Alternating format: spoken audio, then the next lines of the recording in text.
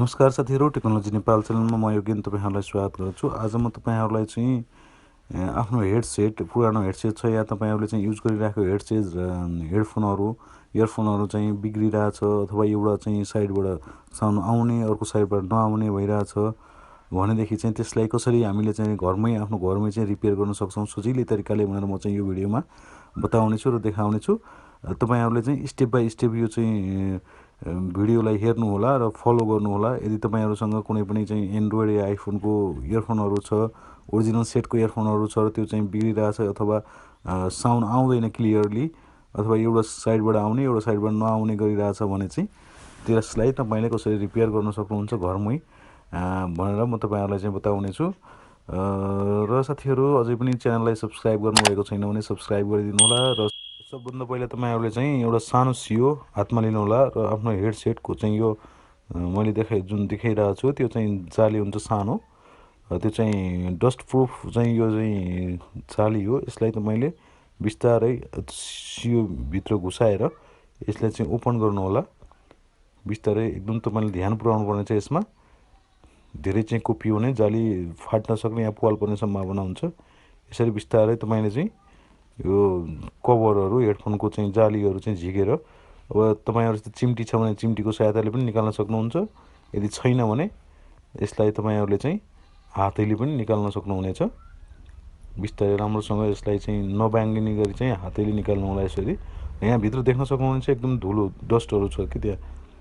त्यो डस्टहरु एकदमै यो डस्टले गर्दाखेरि, यो चाहिँ धुलोले गर्दाखेरि तपाईहरुको यो स्पिकरको साउन्ड बाहिर आउँदैन या आवाज आउँदैन, सुनिदैन राम्रोसँग, या चाहिँ बिल्कुल सुनिदैन। यो पुरै बन्द भयो। यहाँ देख्न सक्नुहुन्छ धुलो, हेर्नु त। यो धुलो चाहिँ एकदमै हामीले चाहिँ यसलाई सफा गरेर चाहिँ टुथपिकले अथवा कसैले चाहिँ रगडेर चाहिँ सफा गरेर यो धुलो पुरै निकाल्नु पर्ने छ। त्यहाँ एउटा डस्ट प्रुफ एउटा चाहिँ सानो चाहिँ जाली पनि लगाइरहेछ, त्यसमा पनि पुरा डस्ट भरिरहेछ, देख्न सक्नुहुन्छ। यो चाहिँ सर्लक्क सफा गर्नुपर्ने छ हामीले। र त्यहाँ जालीमा साथसाथै यो चाहिँ इयरफोनको भित्री भागहरु एउटा चाहिँ ब्रसले, टुथब्रसले चाहिँ तपाईहरुले सफा गर्न सक्नुहुनेछ यसलाई। यहाँ देख्न सक्नुहुनेछ म यसलाई हल्का यसलाई रगड्छु। तपाईहरुले त्यहाँ धुलो देख्न सक्नुहुन्छ, धुलो जमेको। यो धुलोले पुरा चाहिँ त्यो साउन्डहरु छेकिरहेछ। जो हावा पास गर्ने ठाउँै छैन अथवा चाहिँ पुरा चाहिँ ब्लक गरिरहेछ भनेदेखि साउन्ड हामीले त सुन्ने सम्भावना भएन। त्यसैले यहाँ चाहिँ तपाईहरुले चाहिँ राम्रोसँग यो जालीलाई चाहिँ सफा गर्नु होला। यो सफा कति धुलो यसलाई चाहिँ यदि तपाईहरुसँग अझ त्यो चाहिँ पेट्रोलहरु छ भने हल्का पेट्रोल लगाएर पनि तपाईहरुले चाहिँ यसलाई सफा गर्न सक्नुहुनेछ। राम्रोसँग यसलाई टाइम लिएर नबङ्गाइकिन चाहिँ सफा गर्नु होला यसलाई। तपाईहरुसँग पुरानो ब्रशहरु छ भने, टुथब्रशहरु, यसले पनि राम्रोसँग सफा गर्न सक्नुहुन्छ। यहाँ धुलो एउटा पनि रहनु हुँदैन र हल्का तपाईहरुले चाहिँ सफा टालोले पेट्रोलमा डुबाएर पनि तपाईहरुले यसलाई चाहिँ सफा गर्न सक्नुहुनेछ।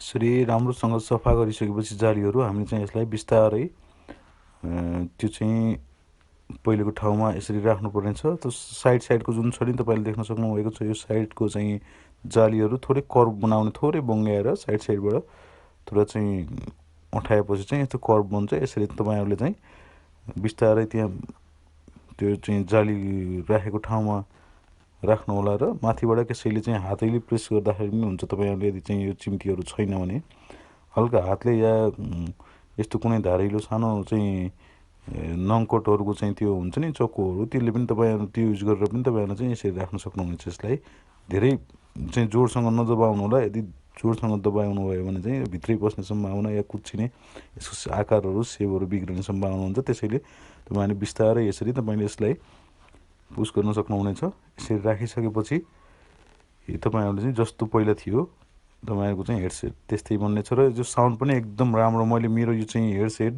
आइफोन को हेडसेट हो यो। एउटा चाहिँ मेरो प्रब्लम के भएको थियो भने एउटा चाहिँ साइडबाट साउन्ड आउने, यो चाहिँ अर्को लेफ्ट साइडबाट चाहिँ नआउने। त्यो कारणले चाहिँ मैले यसलाई खोलेर सफा गरेर चाहिँ फेरि मैले यसलाई रियुज गरेको। एकदमै राम्रो छ, पहिला जस्तो थियो त्यस्तै साउन्ड चाहिँ राम्रो, एकदम क्लियर साउन्ड आउने भएको छ यो।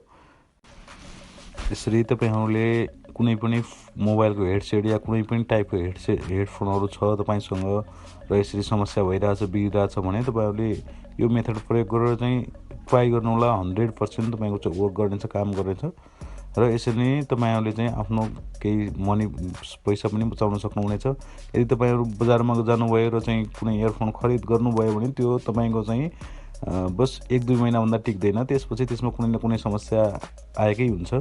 त्यसैले यदि तपाईँहरूसँग ओरिजिनल सेटको हेडफोन छ भने यसै नफ्याँक्नु होला। हामीले सजिलैसँग त्यसलाई रिपेयर गरेर यसरी युज गर्न सकिन्छ। र यस्तै भिडियोहरू, यस्तै जानकारीमूलक भिडियोहरूको लागि चाहिँ यो च्यानललाई सब्सक्राइब गरिदिनु होला। साथसाथै तल रहेको बेल आइकनलाई पनि प्रेस गरेर अल नोटिफिकेसनमा क्लिक गरिदिनु होला। र फ्युचरमा तपाईँहरूलाई कुनै पनि कुराहरूको जानकारी लिनु छ या इलेक्ट्रोनिक ग्याजेटहरू सम्बन्धी, अथवा चाहिँ तपाईँहरूसँग कुनै पनि इलेक्ट्रोनिक्स चाहिँ सामानहरू छ र त्यसमा तपाईँले के प्रब्लम फेस गर्नुभएको छ र तपाईँले घरमै बसेर यसरी रिपेयर गर्न चाहनुहुन्छ भने पनि तपाईँले तल कमेन्ट बक्सहरूमा चाहिँ कमेन्ट गर्न सक्नुहुनेछ र म तपाईँहरूलाई चाहिँ गाइड गर्नेछु, या तपाईँहरूलाई चाहिँ म एउटा भिडियो चाहिँ यसरी नै गाइडिङ भिडियोलाई चाहिँ लिएर आउनेछु।